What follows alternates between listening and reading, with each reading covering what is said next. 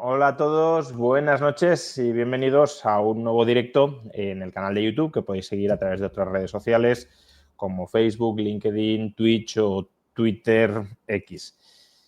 Hoy vamos a tener una tertulia sobre mercados financieros, pero no pegada a la estricta actualidad de la guerra comercial, que es lo que nos ha quitado a todos el aliento y casi las energías durante las últimas 3 semanas, porque, bueno, no ha terminado y todavía seguimos con altibajos continuados en función del titular que en cada momento se quiere marcar una u otra administración, uno u otro gobierno, pero vamos a intentar elevar la vista de este fenómeno de corto plazo que puede tener repercusiones a largo y vamos a mirar en ese medio-largo plazo, haciendo abstracción de la guerra comercial, para plantearnos si lo que hemos vivido en los principales mercados bursátiles durante los últimos 15 años, en esencia un aumento muy importante de la bolsa estadounidense concentrado en empresas que se suelen llamar tipo growth, con múltiplos muy elevados, en un contexto de tipos de interés más o menos bajos y, por tanto, de disponibilidad abundante de capital.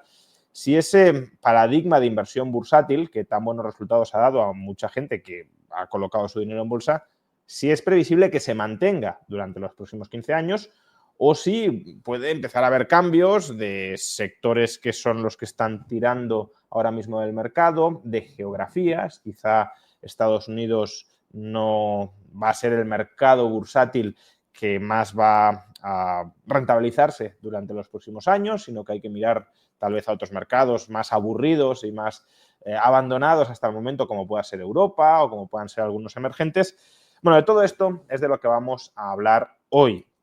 Y para hablar de todo esto, pues hemos traído a 3 personas que, bueno, dos de ellas en concreto, se han pasado ya muchas veces por el canal y además coincidimos en otros foros, incluido, por supuesto, el Instituto Juan de Mariana, pero que forman parte de un grupo que sí que se ha pasado ya en muchas ocasiones por este canal, que son los locos de Wall Street, porque es un grupo que no solo invierte, sino que transmite conocimientos de inversión a todos aquellos que quieran recibirlos. Y también os comentaremos algo al respecto sobre esto. Aquí los tenemos, Domingo Soriano, buenas noches. ¿Qué tal, Rayo?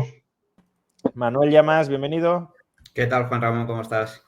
Y se incorpora hoy por primera vez al canal Antonio Hidalgo, también de los Locos de Wall Street. ¿Qué tal? Buenas noches. Hola, buenas noches a todos. Bueno, pues como ya le he comentado a la audiencia, vamos a hablar sobre este posible cambio de paradigma y, por tanto, posible cambio de estrategia estructural en la inversión a largo plazo en bolsa para los próximos 10 o 20 años. Pero antes vamos a hablar de esto no por casualidad, sino porque vosotros estáis muy metidos en el estudio de los mercados, en vuestra propia formación y también la aplicación de esa formación que vais adquiriendo y que vais incrementando continuamente en el análisis de mercados. Y mucho de esto que estáis estudiando, sistematizando y aplicando es justamente también lo que queréis transmitirles a todos aquellos que se quieran apuntar a los cursos de los Locos de Wall Street para ofrecerles un programa de formación y de adquisición de esa destreza bursátil, de inversión bursátil, bueno, no solo bursátil, sino más amplia, a través de vuestros cursos y en concreto el que arranca dentro de 2 semanas, curso avanzado de inversión bursátil. Comentadnos antes de empezar con la tertulia propiamente, ¿qué podemos encontrar en este curso y a quién va dirigido? Domingo, ¿quieres hacer los honores? Venga, pues empiezo yo. Pues, a ver, este es un curso, como todos siempre intentamos con el nombre más o menos definirlo, y esta idea de curso avanzado de inversión en bolsa es porque creemos que es un programa que da un par de pasitos más respecto a ese primer programa que hemos comentado alguna vez en el canal, ¿no? Tenemos un curso que se llama Invertir con cabeza y ganar a largo plazo, que lo que hace es poner los fundamentos de la inversión, explicar los diferentes tipos de activos, digamos, a ese pequeño ahorrador que o no sabe nada o está justo empezando, pues le damos las bases para que construya una cartera de una manera lo más sólida posible. Y había muchos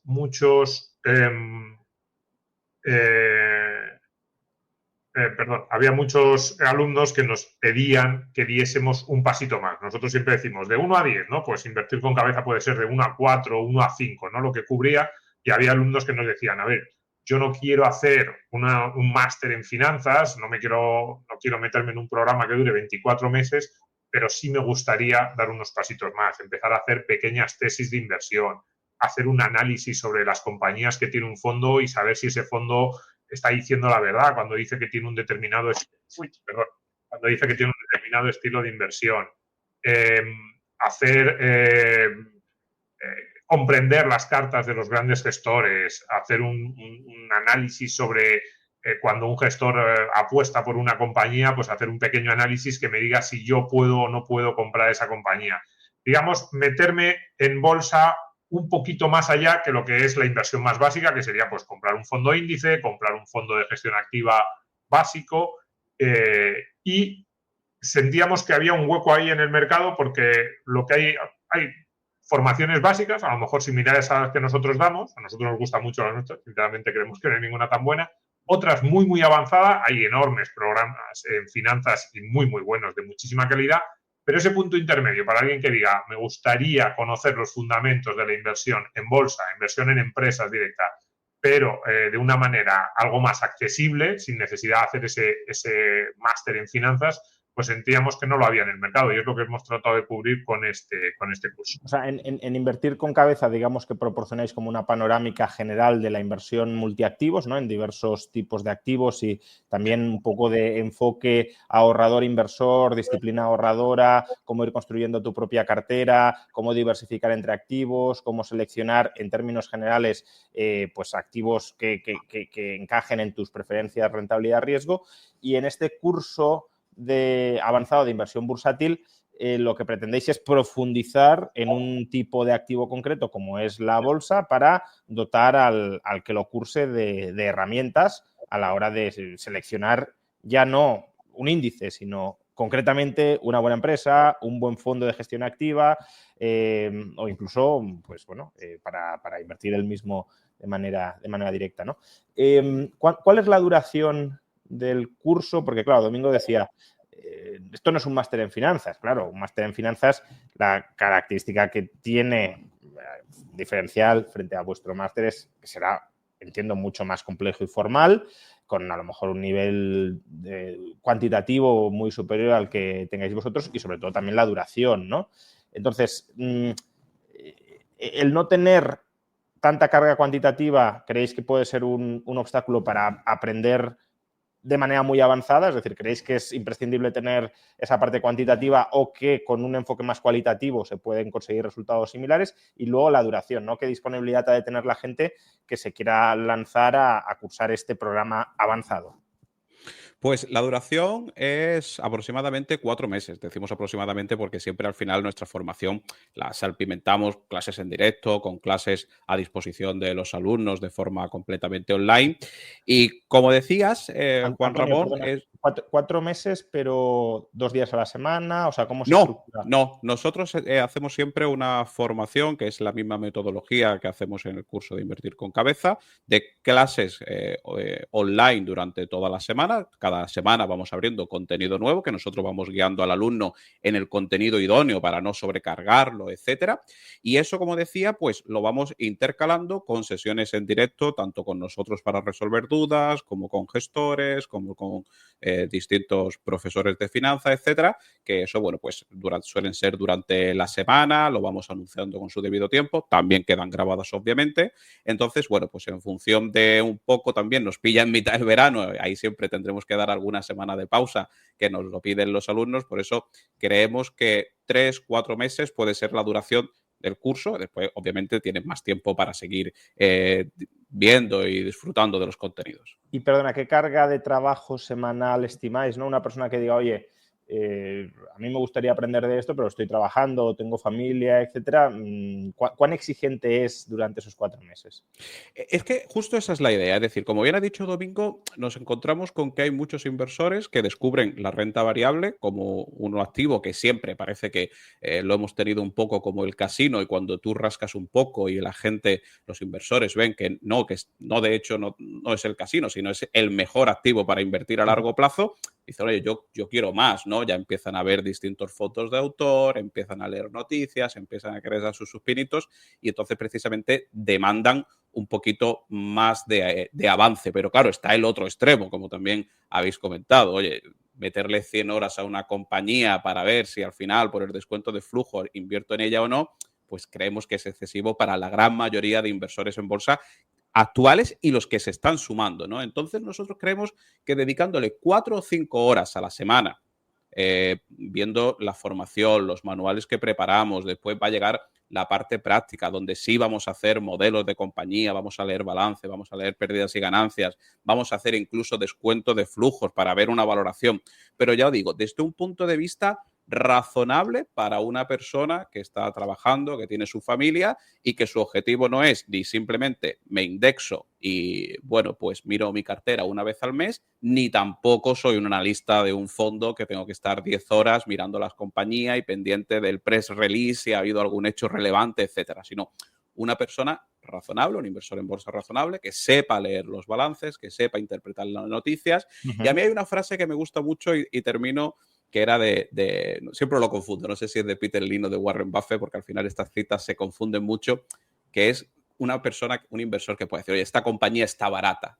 Y decía siempre Peter Lynn o Warren Buffett, oye, yo no me hace falta saber que una persona pesa 120 kilos o pesa 117 para saber que está gorda, ¿no? Pues una cosa así, yo veo que esta compañía está barata y con eso me vale, aunque no afine el precio como podría afinar un analista o un gestor de fondos. Bueno, pues si queréis cursar este programa que empieza en breve, ¿no? Durante la primera quincena de mayo lanzaréis esta primera edición, del otro ya vais por la quinta, o vais a empezar la quinta o la sexta. Vamos a empezar la sexta. La sexta la empezaremos, o sea, posiblemente la final del verano, sí. O sea que, digamos, ya, al menos para este curso de iniciación ha habido mucha gente satisfecha. ¿Cuántos alumnos habéis tenido ya en total? Wow, la cifra la tenemos en más de 2.500. La verdad es que muy contentos y una comunidad ahí que se está gestando muy chula, la verdad. 2.500 que ya han pasado por el primer curso de iniciación a la inversión, y ahora pues lanzáis este otro producto de enseñanza más avanzado, más nicho, pero también con un conocimiento de más alto nivel. Si queréis más información sobre este curso de los locos de Wall Street, este nuevo curso de los locos de Wall Street, la podéis obtener pinchando en el enlace que encontraréis en la caja de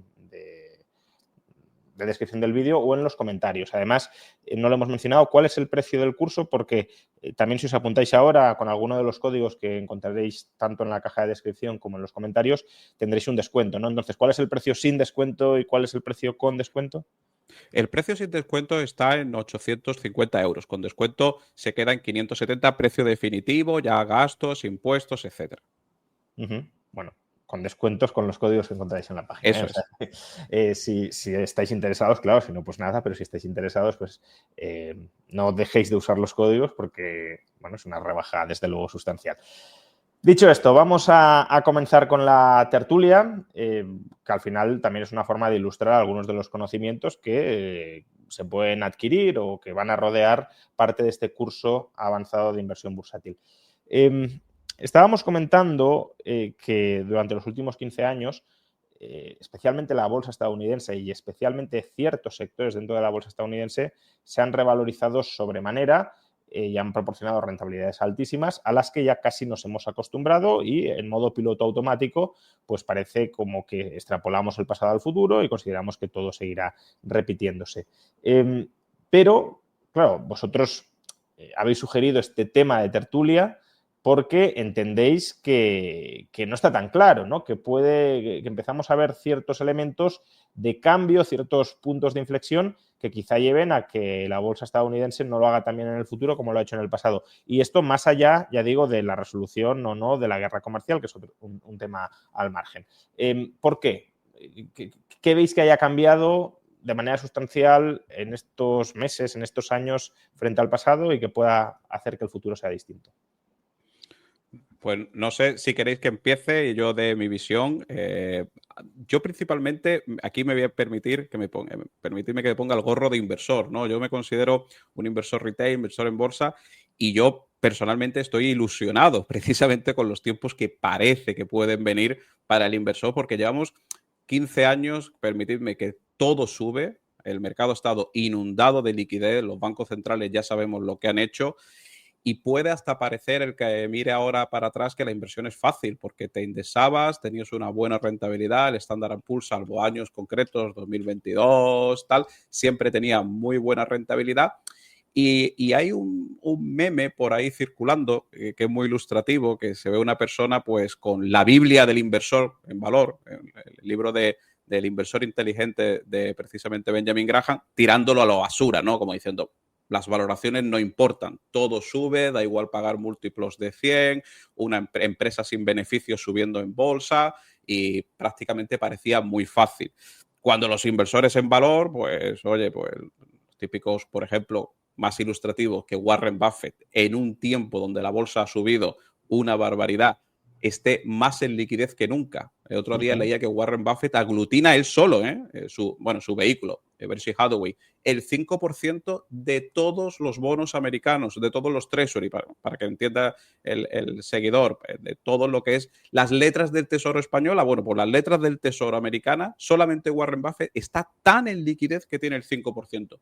Te hace pensar que si Warren Buffett está guardando tanta liquidez, van a volver a tener importancia las valoraciones, van a tener importancia el analizar la empresa, se va a poner de nuevo en relieve el stock picking, el seleccionar acciones, esta sí, esta no, y no va a haber una subida tan generalizada. Y ahí es precisamente donde el inversor puede hacer muy buenas rentabilidades.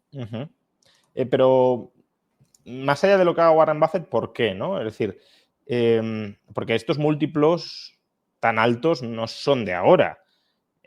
Durante muchos años esos múltiplos han estado ahí, se han mantenido y se han obtenido rentabilidades. Entonces, claro, ¿qué veis distinto para que el futuro no siga como el pasado? Porque también hay argumentos que podrían sostener unos múltiplos elevados. Si fuéramos a un contexto como el de la década pasada, de tipos de interés ultra bajos, donde pues, meter el dinero en las letras del tesoro sea equivalente a tener tesorería y a no obtener ninguna rentabilidad, pues casi mantienes tu tesorería en bolsa, ¿no? Y eso también infla los múltiplos. Entonces, ¿cuál es vuestra composición de futuro que os haga prever eso? Que el growth, por ejemplo, pues ya no tiene mucho recorrido, o que Estados Unidos a lo mejor no es el mercado bursátil del futuro, puede ser la economía del futuro, pero no el mercado bursátil, porque si el mercado está caro, pues por muy bien que vaya la economía, en bolsa no se consideran altos rendimientos, ¿no? Es decir, ¿qué veis? ¿Qué teméis? Más que qué veis, ¿qué teméis, no? Bueno, voy yo. Por cierto, si porque creo que antes estaba filtrando algo de audio, me decís, y busco, creo que tenía por aquí unos auriculares. A ver, yo es que, dices, ¿qué ha cambiado?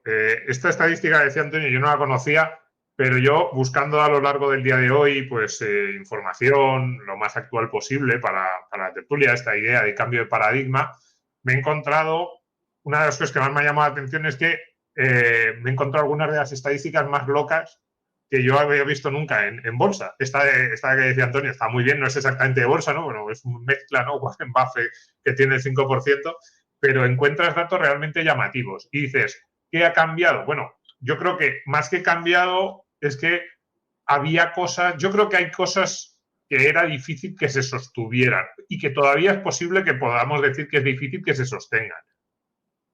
En respecto a la valoración de la bolsa americana, que estaba en máximos históricos, tanto en términos, si la miramos solo a la bolsa americana, las clásicas gráficos de múltiplos, como si lo comparamos con bolsas de otros países. También es verdad que muy influenciado por esas 7 magníficas, ¿no? Una de esas estadísticas muy locas que yo me encontraba a lo largo del día de hoy es una que es verdad que era de finales de febrero, los datos son del 28 de febrero, pero que decía que las 7 magníficas pesaban tanto en el conjunto de las bolsas mundiales como los 7 países más grandes después de Estados Unidos. Y entonces comparaban Apple, Nvidia, Microsoft, Amazon, Alphabet, Meta y Tesla con las bolsas de Japón, Reino Unido, China, Canadá, Francia, Suiza y Alemania y tenían el mismo tamaño. Y es muy loco, probablemente, a ver, hay algo de justificación en que son unas compañías que están teniendo unos beneficios y tienen unas expectativas brutales, pero llama la atención.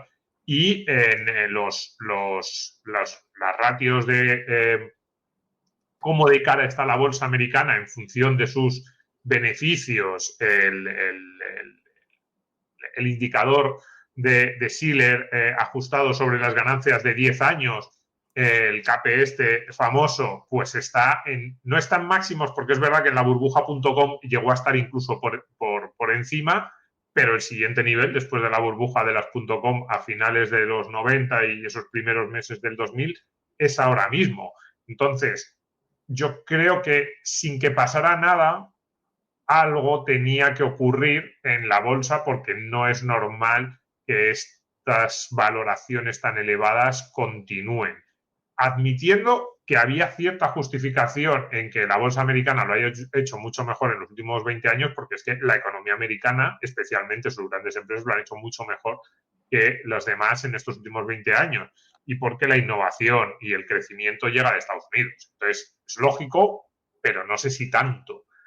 Entonces, yo creo que es más o menos normal que ocurra y entonces ahora lo que puede estar cambiando es que digamos que todos sentimos que sin saber qué es lo que va a ocurrir, porque yo no tengo ni idea de cuál va a ser el resultado final de la guerra comercial, de cuál va a ser la política de los bancos centrales en los próximos meses. No, ni lo sé ni puedo anticiparlo, pero hay como muchas cosas que decimos podrían ser esa chispa, ¿no? Que diese inicio a ese cambio de tendencia. Yo creo que algo de cambio de tendencia tiene que haber casi de forma inevitable. Sinceramente, no sé cuánto, ni una de las cosas que nosotros más repetimos en este primer curso, en Invertir con Cabeza, y que un poco es la guía que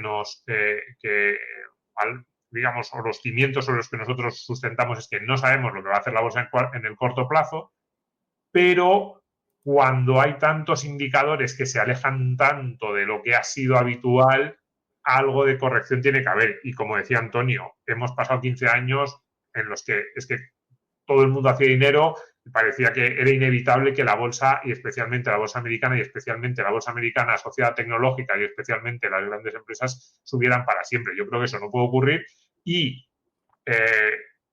esas dos indicadores, ¿no? Bolsa americana comparada con el resto del mundo y bolsa americana, en bolsa americana, las empresas growth comparada con las empresas value, hay muy pocos momentos en la historia en los que ha habido tanto diferencial. Entonces yo creo que eso se tiene que unir. Yo espero y creo que esta próxima década, por ejemplo, siguiendo lo que decía Antonio, va a ser una de las décadas del value, algo parecido a lo que pasó entre 2000 y 2005, en la que el value le sacó al growth 80 o 90 puntos. Digo el value, los clásicos indicadores medios de value frente a growth, le sacó al growth 80, 90 puntos de diferencial en rentabilidad y sinceramente a mí no me extrañaría que ocurriese algo parecido porque hay demasiada diferencia en las valoraciones.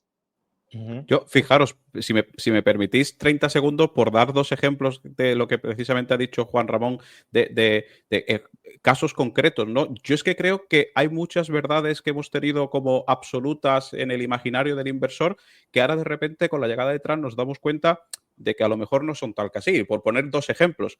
Apple, el otro día hablábamos nosotros en el canal con un experto del sector del shipping, del sector del comercio marítimo, que decía, además muy, muy vehementemente, seguro que retiran el tema de los aranceles de los componentes y tal, porque es que Apple fabrica el 80 al 90% de sus iPhone, etcétera, etcétera, en China. Es que directamente estamos hablando de que esta compañía no puede trasladarlo a Estados Unidos de la noche a la mañana. Es que estamos hablando de que esta compañía termina y Estados Unidos no se lo puede permitir. Ese es un ejemplo que te das cuenta de, oye, una compañía pues puede ser más frágil de lo que pensamos. Y otro es el tema de Nvidia, que Nvidia todo el mundo hemos comprado la narrativa de que la inteligencia artificial viene, de que la inteligencia artificial cada vez consume más recursos, más chip, y de repente te encuentras con DeepSeek, que parece que, no está muy claro, pero parece que puede hacer lo que hace Nvidia con muchísimo menos recursos. De hecho, Microsoft, etcétera, etcétera, están parando sus planes de instalación de capacidad eléctrica para esos chips, porque dice, bueno, cuidado que puede haber aquí una disrupción tecnológica, y de repente Nvidia pues también está sufriendo en bolsa. Entonces, es que las 7 magníficas, si seguían creciendo a los ritmos que han crecido los últimos 10 años, se iban a convertir en que ellas solas iban a suponer el 80% del mercado bursátil mundial. O sea que hasta cierto punto casi es más un argumento de techo, ¿no? De crecimiento. Es decir, que no queda mucho más margen para que estas compañías sigan creciendo, creciendo y creciendo. Y si uno quita a estas compañías de los índices, entonces el índice estadounidense tampoco lo ha hecho tan extraordinariamente bien. Entonces, aquí el punto es... Ni el índice ni las empresas. Otra de esas estadísticas muy raras que yo justo hoy... Es que las vas buscando y de repente dices... Pues era una estadística que mostraba crecimiento de los beneficios en las empresas norteamericanas versus europeas en los últimos 10 años. Y lo que aparecía es que, quitando las 7 magníficas, lo han hecho muy parecido. Es decir, incluso esta narrativa que yo decía antes, no, es que Estados Unidos lo está haciendo mucho mejor, es que la innovación llega de Estados Unidos. Es verdad que las 7 magníficas disparan y es llamativo que solo 7 compañías sean capaces de haber movido tanto, ya ni siquiera las valoraciones, sino los beneficios. Pero es verdad, índice bolsa americana versus bolsas europeas, en lo que tiene que ver con beneficios de las compañías, si quitas esas 7, no han estado demasiado lejos las compañías europeas americanas. A mí eso me ha llamado mucho la atención porque probablemente no es lo que tenemos en la cabeza, que es una Europa pues estancada, sin innovación, y un Estados Unidos boyante. No.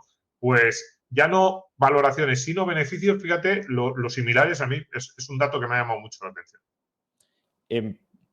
Pero aquí hay otro tema. Quiero decir, vuestra tesis no es solo que las 7 magníficas dejen de crecer tanto como lo han venido haciendo, casi por una imposibilidad matemática, ¿no? De que terminarían comiéndose absolutamente todo el mercado y no parece que el crecimiento económico vaya a terminar respaldando crecimientos tan continuados.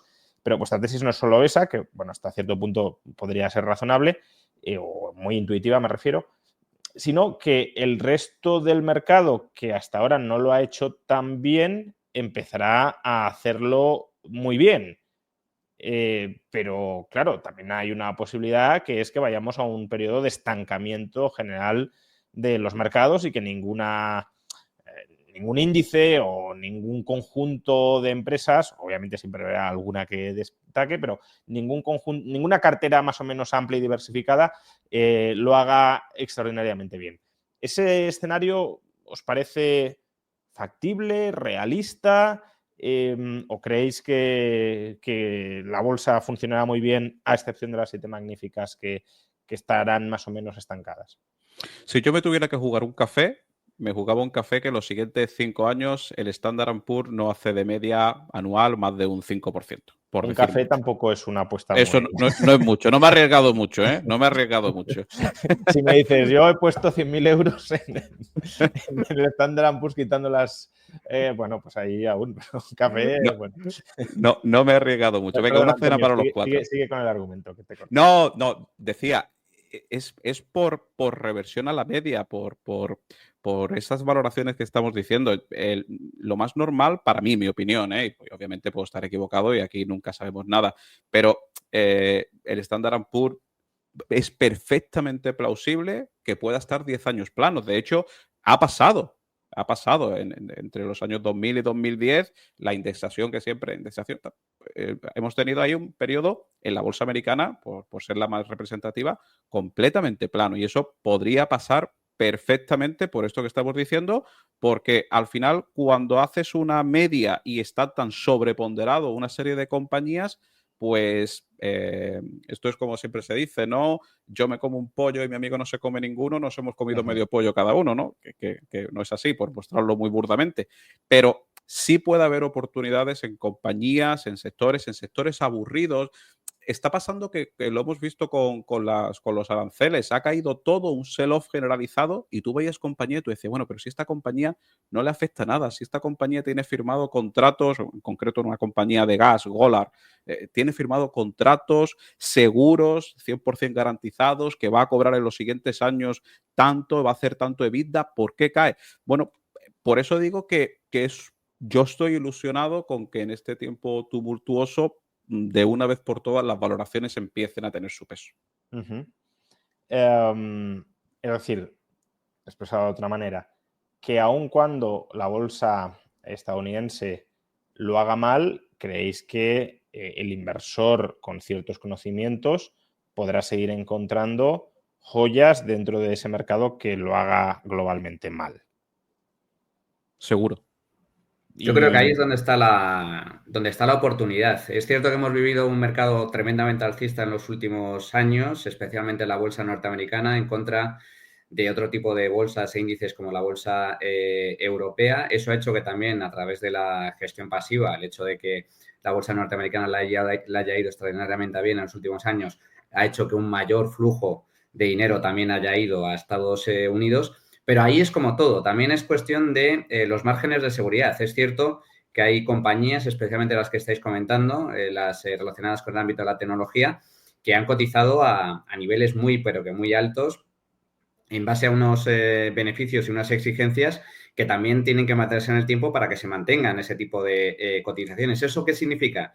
Que el margen de seguridad de la bolsa norteamericana era bastante más estrecho que, por ejemplo, en Europa. Y lo mismo sucedía con las compañías growth frente a las compañías value.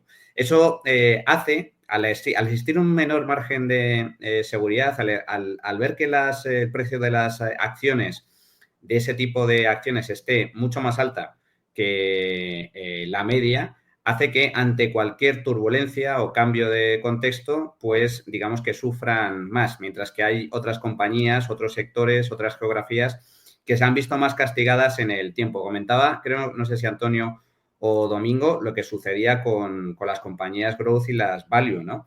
Esto también es cíclico. Durante la burbuja inmobiliaria, el value también sufrió durante muchos años y luego, sin embargo, registró unos años espectaculares posteriormente, durante muchísimos años, con unas revalorizaciones muy elevadas y muy por encima del resto del mercado. Yo creo que ahora el hecho de que haya turbulencias, de que haya incertidumbre, no significa que todo vaya a bajar. De lo que estamos hablando, cuando se habla de caídas, de fuertes caídas en la bolsa, se tiende a olvidar que las correcciones existen siempre y siempre van a existir a corto plazo, pero si miramos más a medio o largo plazo, se trata más bien de una reversión a la media que a que sigan subiendo la bolsa estadounidense y las compañías growth a los niveles obteniendo las rentabilidades que venían obteniendo en los últimos años.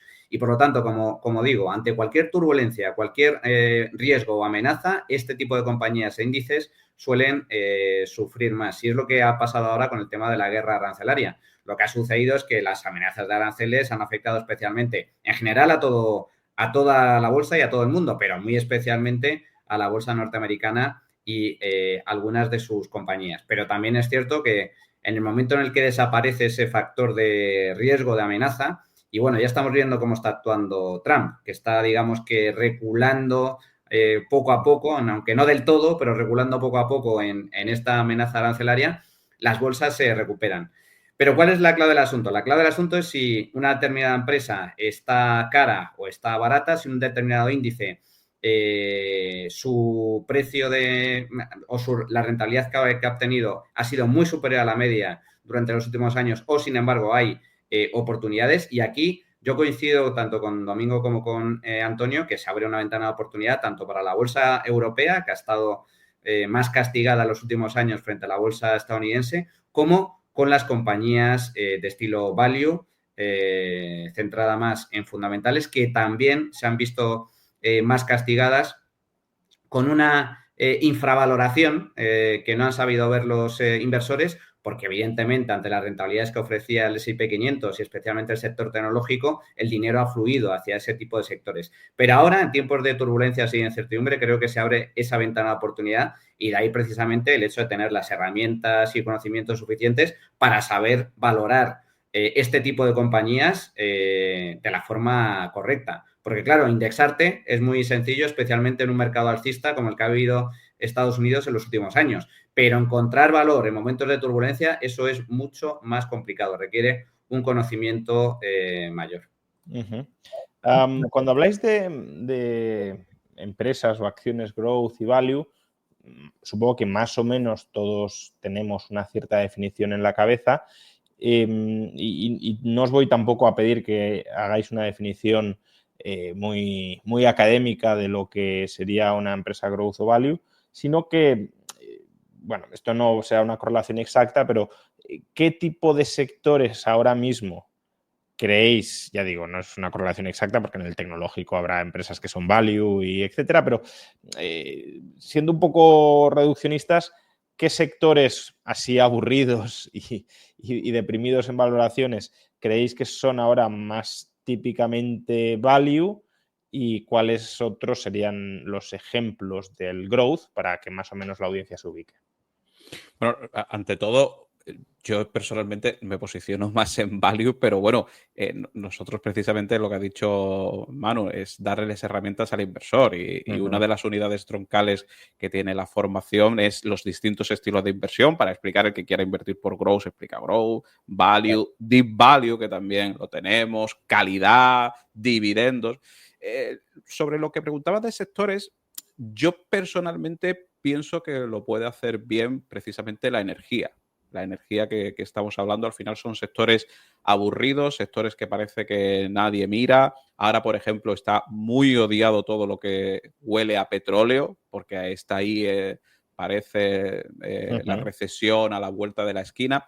Bueno, pues esos sectores, materias primas, hay incluso dentro de las materias primas una serie de subsectores que parecen muy odiados, como PGM, platino y demás, que están más relacionados con motores de combustión y parecía que todos los coches íbamos a estar en 2028 con todo el parque eléctrico, todos los coches, perdón, con eléctricos y ya vemos que eso no va a ser así. Es decir, hay sectores aburridos que ahora pueden empezar al inversor y incluso los grandes fondos empezar a mirar, ¿no?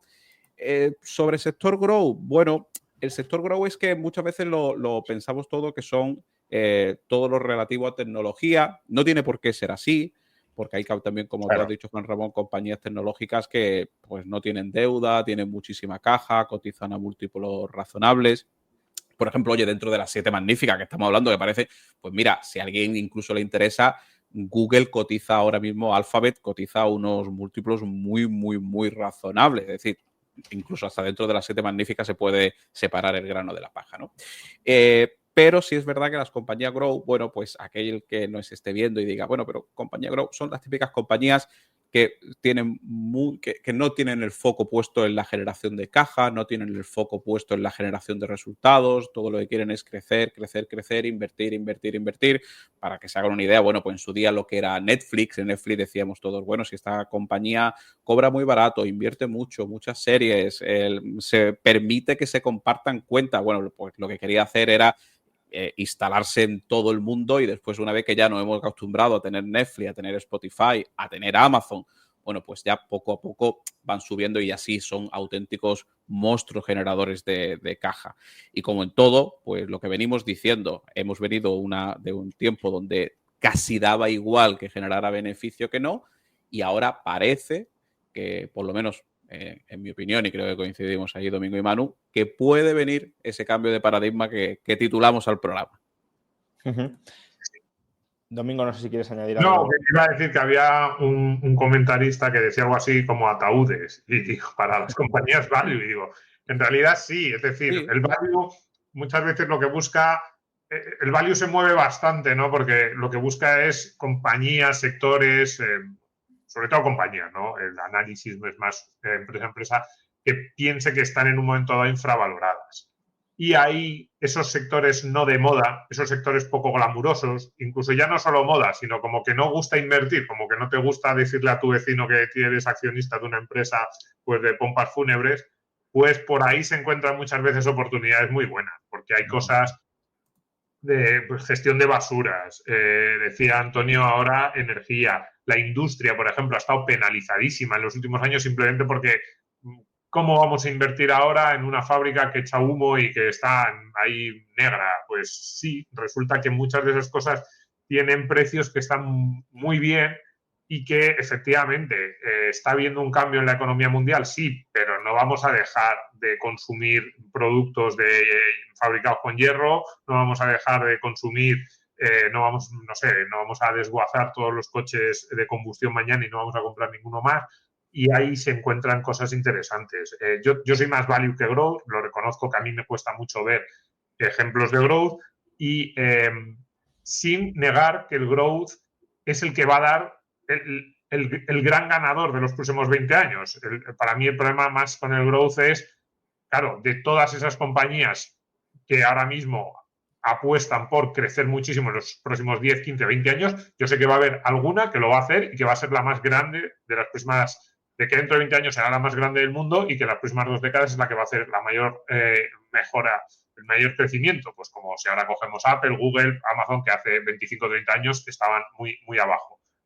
Pero el problema es que me cuesta mucho adivinar cuál va a ser, mientras que esas compañías value infravaloradas, pues dices, es que tienen negocios que ya están bien, ya tienen activos. Y lo que tú preguntabas antes, simplemente termino con esto, con ¿cuál es vuestra apuesta? Pues mira, yo veía antes un dato de entre el año 2000 y 2004, lo que decía, ¿no? Cómo había el value sobrepasado al growth, ¿no? La diferencia es del 93%, pero fíjate, es un 93% con un menos 8,95 anual del growth. Es verdad que veníamos de esa burbuja.com, que fue una locura, yo creo que todavía más locura que lo de los últimos años, ¿eh?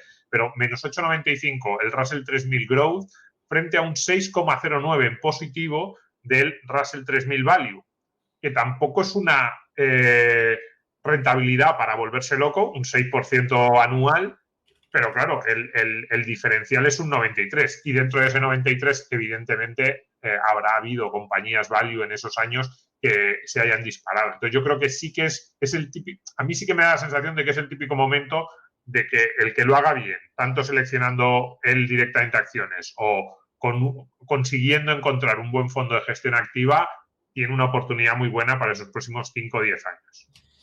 Hemos hablado de sectores que obviamente no hay una correspondencia, ni mucho menos, pero bueno, sí que es verdad que habrá sectores más sobrecalentados por el growth y otros como más dejados de la mano. A lo mejor pues, en ataúdes no es un sector muy growth, que con las cifras de demografía vete a saber, pero dejando de lado esto, que no es como el sector que típicamente caracterizarías como growth, y aunque no haya, ya digo, una correlación exacta, pues puede ser una clasificación útil. Y otro vector que creo que también es útil hacer esta correspondencia sería el geográfico, ¿no? Es decir, Estados Unidos ha sido hasta el momento, en general, una economía más growth, aunque también si quitamos las 7 magníficas y todo lo que hemos dicho, pues encontraremos muchos ejemplos de value, incluso deep value dentro de Estados Unidos. Pero bueno, por simplificar. Y Europa, pues, ha quedado un poco más desatendida. Desde luego no tenemos mucho growth en Europa, eso está claro, y parece más típicamente value. Entonces, también querría que reflexionáramos un poco sobre la geografía, ¿no? Es decir, ¿de verdad Europa la bolsa europea puede hacerlo bien con una economía que no lo está haciendo bien? Eso por un lado. Y otra pregunta que también me interesa, para quien lo quiera tocar, es: ¿la única geografía interesante es Europa? Hemos de mirar también emergentes. En los emergentes encontramos value, pero son economías que crecen mucho, entonces serían más típicamente growth. ¿Cómo lo veis? Pues si queréis, a ver, hay algo que me llama especialmente la atención. Por el lado de la economía europea es una catástrofe absoluta, es un estancamiento económico, tenemos un estancamiento crónico además como consecuencia de una regulación excesiva, como consecuencia de mal llamados estados del bienestar que tienen de todo menos bienestar, es más bien estados de expolio sistemático y constante. Se dedican a ahogarnos, a asfixiarnos a través de impuestos, a través de intervenciones, a través de regulaciones, gasto público excesivo. Encima, en los últimos años, Europa se ha caracterizado por hacer una política tremendamente negativa en materia de energía y en materia también de regulación ambiental, con las famosas políticas verdes, políticas climáticas, lastrando de forma muy sustancial la productividad de la economía, la productividad de nuestras empresas, el crecimiento económico. Nos hemos convertido en el paraíso de las políticas verdes, mientras que hay otras grandes potencias como China que se dedican a contaminar sin ton ni son y sin ningún tipo de límites, con lo cual el famoso objetivo para tratar de combatir el calentamiento climático es un absurdo, porque incluso partiendo de la base de que todas las tesis sobre el calentamiento global sean correctas, que yo en mi caso soy contrario a ese tipo de tesis, tengo muchas dudas al respecto, incluso en sobre esa misma base, el hecho de que Europa consiga, que no lo va a conseguir, la economía de emisiones cero, no serviría absolutamente nada para evitar el temido calentamiento global de origen antropogénico generado por el hombre, porque hay otros muchos países que están contaminando a placer. Por lo tanto, esto es del todo punto absurdo. Pero bueno, a pesar de que Europa se ha pegado un tiro en el pie con este tipo de políticas, a través también de regulaciones comunitarias tremendamente lesivas, lo cierto es que hay una ventaja. Vamos a ver el lado bueno. ¿Cuál es el lado bueno? Que Europa básicamente en los últimos años se ha dedicado a exportar regulación en lugar de exportar bienes y servicios de alta calidad. Un buen ejemplo de ello es que desde la política europea prácticamente han asesinado a la industria automovilística, que ahora está atravesando graves dificultades de reconversión como consecuencia de este tipo de políticas absurdas. Pero aún así, ¿cuál es la clave? Por ver el lado positivo. El lado positivo lo podemos ver desde el punto de vista macro y lo podemos ver desde el punto de vista empresarial a nivel bursátil.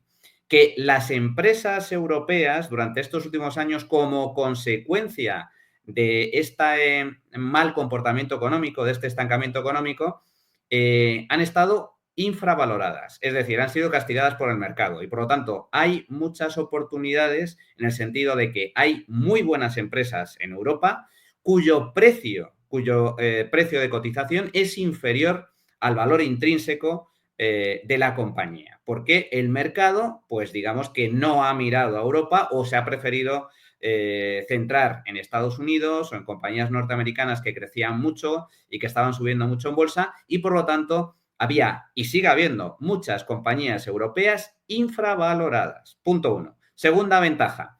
Las compañías europeas... Pero Manu, por hacer un parón aquí. ¿Dónde, no? O sea, me refiero... tomemos el caso, si lo queréis, del sector automovilístico, que es un sector que ha sufrido mucho durante el último año y medio en Europa con caídas rondando el 50% de muchas de estas empresas y que eran una de las joyas de la corona de Europa. Claro, uno puede decir, bueno, estas compañías están muy baratas, espero que lo estén, porque aparte yo soy inversor en alguna de ellas, ¿no? Pero claro, también existe ahí el riesgo de que este sector desaparezca. Entonces, ¿cómo distinguimos, si lo queréis, la infravaloración de la trampa de valor en estos sectores que son potencialmente problemáticos? Esta es una de las claves que están encima de la mesa, porque efectivamente hay muchos sectores como el automovilístico que ha sido especialmente castigado, pero aquí lo que hay que ver es empresa a empresa. De ahí precisamente el hecho de poder contar con las herramientas y los conocimientos para ver dentro del sector automovilístico cuáles son las empresas que realmente caen de forma justificada y que difícilmente se van a levantar, mientras que hay otras que han sido castigadas por cuestiones que no están justificadas. Muchas de esta castigo, por así decir, especialmente en el ámbito del sector automovilístico, viene derivado de una cuestión puramente regulatoria. Cuestión puramente regulatoria que en muchos casos sí, hay... lo que pasa es que yo distinguiría entre que no sea imputable la responsabilidad a la compañía y bueno, eso es un tema, y otro que la regulación te puede destruir un sector. O sea, Claro. aunque no sea culpa de la empresa, si te arrasa el sector automovilístico, pues esas empresas no valen nada, no porque los directivos o los trabajadores o la tecnología que tengan sea mala, sino porque los políticos están matados. Entonces, ese riesgo regulatorio en Europa es algo que está muy presente o que hemos de tener muy presente, ¿no? Sin duda, existe y existe especialmente en determinados sectores como consecuencia de este tipo de políticas climáticas. Pero fíjate, por ponerte una analogía, sucedía algo similar, sucedía con el sector de la energía y el sector de la energía nuclear especialmente hace escasos años, donde también resultó especialmente castigado porque digamos que la tesis que pesaba sobre el mercado es que el carbón, el petróleo y el gas prácticamente iban a desaparecer como consecuencia de la transición energética y la apuesta regulatoria, política, firme por las energías verdes y las energías renovables y, bueno, el castigo que sufrió, por ejemplo, también la energía nuclear como consecuencia del accidente de Fukushima en Japón, donde muchos gobiernos directamente dijeron se acabó, no vamos a construir más energía, más centrales nucleares, incluso las vamos a cerrar. Existía un gran riesgo regulatorio, pero sin embargo finalmente se impone la realidad. ¿Y cuál es la realidad? Pues estamos viendo lo que antes era denostado por los políticos como la energías fósiles, hidrocarburos, el caso del gas natural. Ahora resulta que el gas natural es energía verde por parte de la Unión Europea. Lo que antes también era denostado por la política, como el caso de la energía nuclear que iba a desaparecer, resulta que ahora se están construyendo más centrales nucleares que nunca y finalmente acabe imponiéndose la realidad. ¿Con esto qué quiero decir? Lo que quiero decir es que ¿existe un riesgo regulatorio? Sí, pero que el riesgo regulatorio en muchos casos, como no está justificado, y yo creo que en el caso de Europa con las políticas climáticas es evidente que desde mi punto de vista se han equivocado por completo, pero digamos que siendo generosos se han pasado de frenada posiblemente, y ya empieza a haber indicios al respecto, den marcha atrás. Porque los coches de combustión, por mucho que se intenta apostar desde el ámbito político por la electrificación y los coches eléctricos, los coches de combustión siguen siendo vehículos muy eficientes, donde las empresas europeas, algunas de las empresas europeas, están muy bien posicionadas y donde digamos que el precio de algunas de estas compañías es muy inferior a los fundamentales que reflejan estas mismas compañías. Por lo tanto, yo creo que ahí existe también oportunidades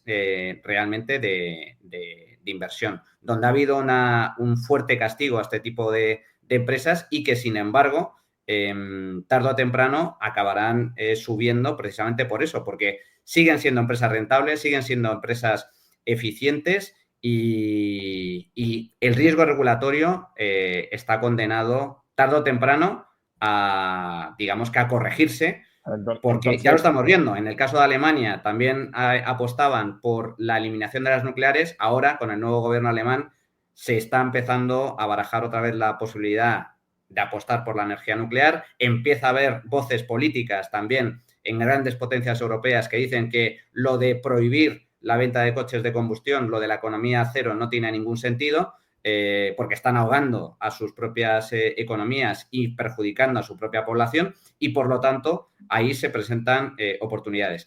Y para terminar, simplemente comentaba el tema de que muchas de estas empresas europeas habían estado infravaloradas y, en segundo lugar, por poner otra ventaja encima de la mesa, hay muchas compañías europeas que precisamente digamos que tienen un gran potencial porque son muy buenas compañías y lo han hecho y lo están haciendo muy bien a pesar de que tienen todo en contra. Es decir, están acostumbradas a lidiar en un contexto como el europeo que es tremendamente intervencionista, tremendamente antiempresa, con impuestos muy altos y aún así son empresas que dan beneficios, que generan rentabilidad, que son eficientes, que tienen buenos cuadros directivos.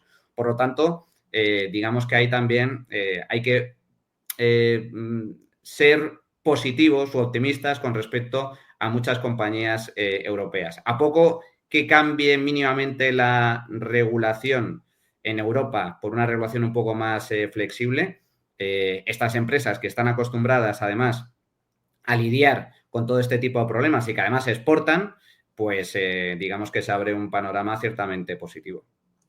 Pero entonces confiáis hasta cierto punto en la buena fe del regulador, ¿no? O en la buena cabeza. Bueno, o que están ¿no? baratas, como dice Manu, que lo han seguido haciendo bien. Yo, si me preguntas, como estamos en día de mojarnos, tampoco como antes un café, pues sí, unas cañas.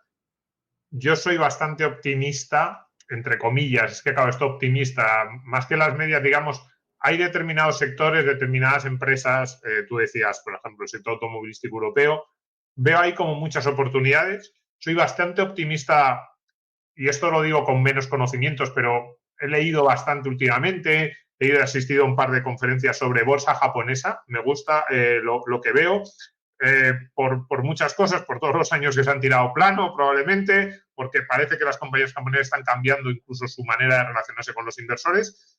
Yo soy estructuralmente pesimista con China, porque creo que es un mercado demasiado intervenido. Entonces, claro, lo que pasa es que parten de tan abajo que eso no quiere decir que se vaya a derrumbar, pero yo, la economía china, creo que en algún momento en los próximos 10, 12 años va a tener problemas muy, muy graves de tipo recesivo o casi, y a saber eso cómo sale también políticamente. Digamos que yo no confío en los burócratas de ningún tipo y tampoco en los del actual Partido Comunista Chino, y sigue habiendo demasiados sectores de su economía que quieren controlar como si siguieran siendo, bueno, como siguen siendo, vamos, un politburo, ¿no?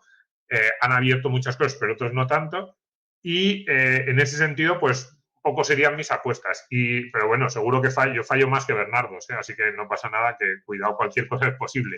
Y sobre bolsa americana, a mí hay dos datos que sí que me gustaría plantear ahí, porque son como los dos datos que más dudas me generan, ¿no?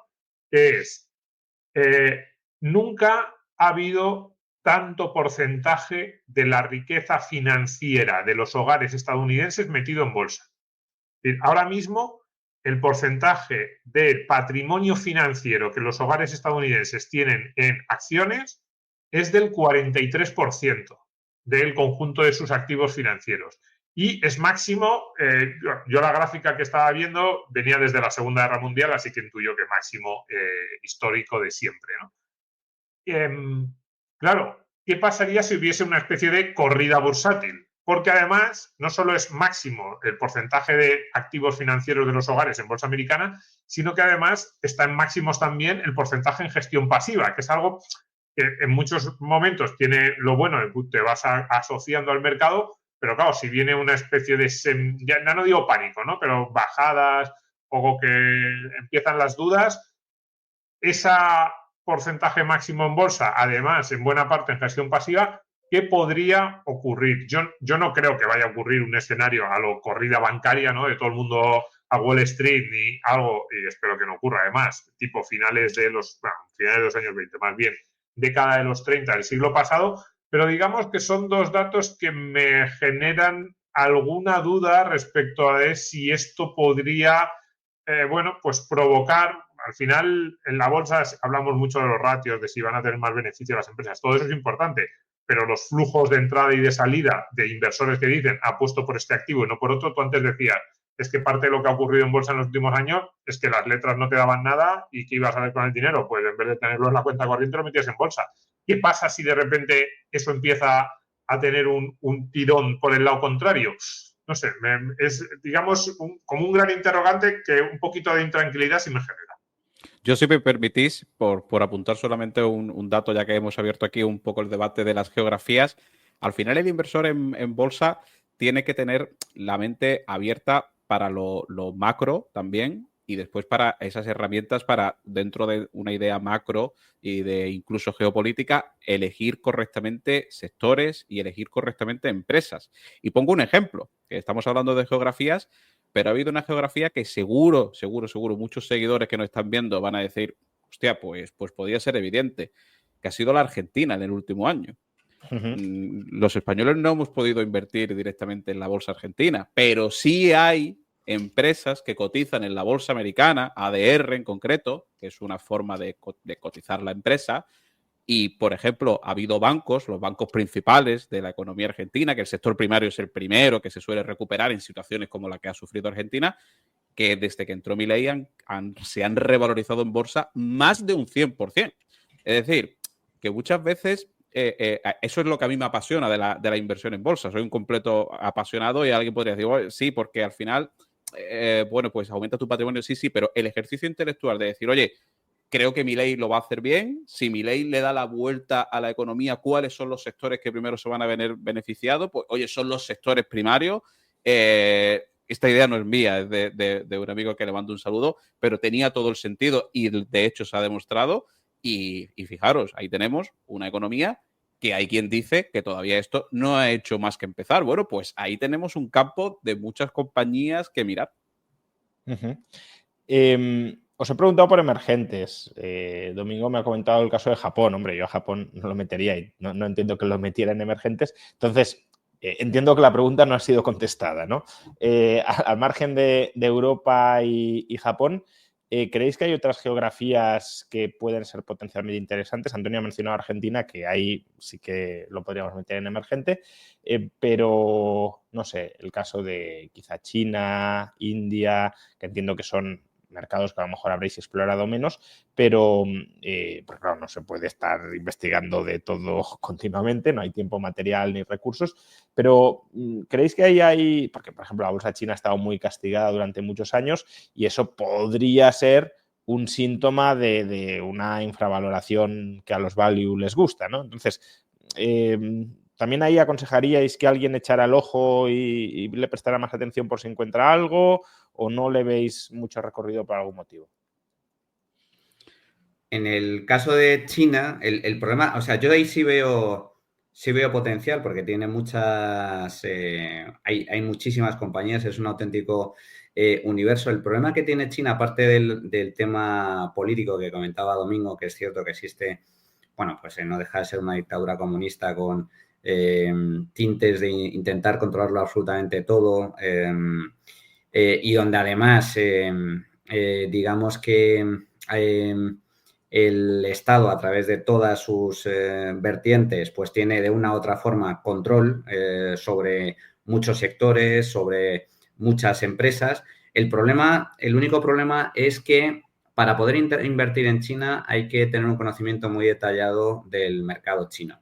Entonces, es un mercado que en términos generales ofrece grandísimas oportunidades porque hay muchísimas empresas con muchísimo potencial, pero el problema a la hora de invertir es que tienes que ir de la mano de alguien que conozca el mercado en profundidad y fundamentalmente de inversores que estén sobre el terreno, por muchas razones, porque la cultura empresarial es diferente, porque las leyes y las normas también son diferentes, es decir, que es un mercado desde ese punto de vista ciertamente complejo, pero que sí digamos que ofrece oportunidades y especialmente las típicas joyas que están pero que muy infravaloradas por el mercado y que pueden obtener muy buenos rendimientos. A mí en general lo que sí me gusta es el mercado asiático. Yo creo que el mercado asiático, el sudeste asiático, incluyendo también Japón, aunque no es emergente, como bien has comentado, sí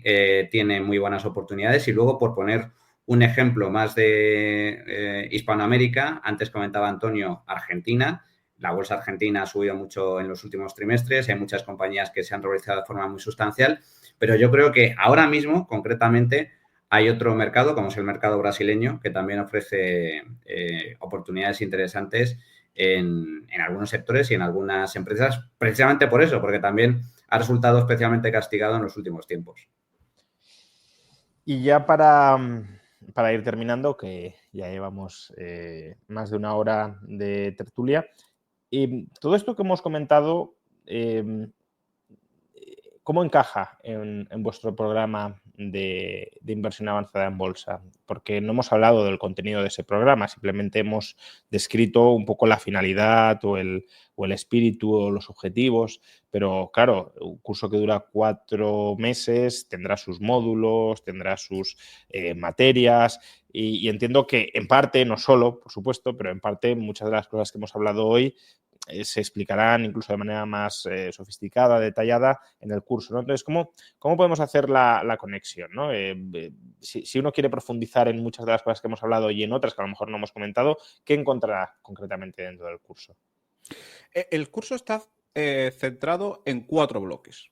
4 bloques diferenciados, que 4 bloques que cada uno tiene bastantes unidades y cada uno puede durar perfectamente un mes, donde el primero explicamos los conceptos de la renta variable, conceptos que tiene que saber el inversor, oye, pues cosas que pueden parecer básicas pero no lo son, acciones diluidas, qué es la bolsa, las distintas formas de invertir en renta variable, es decir, ahí sentamos las bases.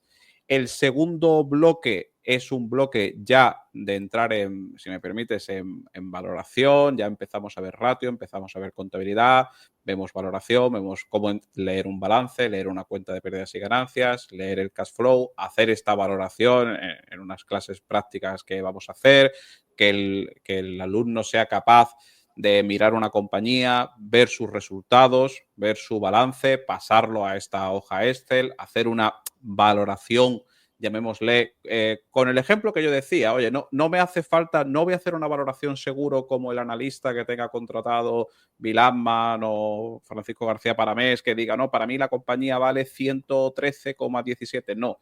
Pero esta analogía que decíamos, oye, sé que este señor está pasado de peso, está gordo o no, ¿no? Es decir, bueno, la compañía está barata o no.